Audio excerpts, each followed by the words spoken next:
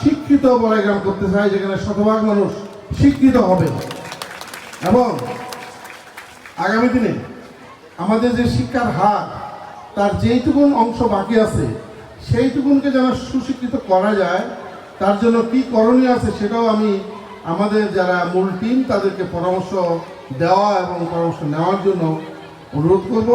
এছাড়া আমাদের শুভানুধ্যায়ী সুধীবৃন্দ যারা রয়েছেন তারা আমাদেরকে বিভিন্নভাবে পরামর্শ দিয়ে আগামী দিনে ভালো ভালো কাজ করার জন্য সহযোগিতা করবেন। আর সর্বোপরি আমরা এই মাটির সন্তান, এই মাটিটা ৩০ লক্ষ শহীদের আত্মত্যাগের মধ্য দিয়ে আমরা পেয়েছি। এই মাটিটা ২ লক্ষ মায়ের সময়ের বিনিময় পেয়েছি। এই মাটি মানুষের জন্য যিনি জীবনের মূল্যবান ১৪টি বছর কারান্তরে ছিলেন জাতির পিতা বঙ্গবন্ধু শেখ মুজিব, তার মহান নেতৃত্বের জন্য এই দেশ পেয়েছি, মাটি পেয়েছি, পতাকা পেয়েছি।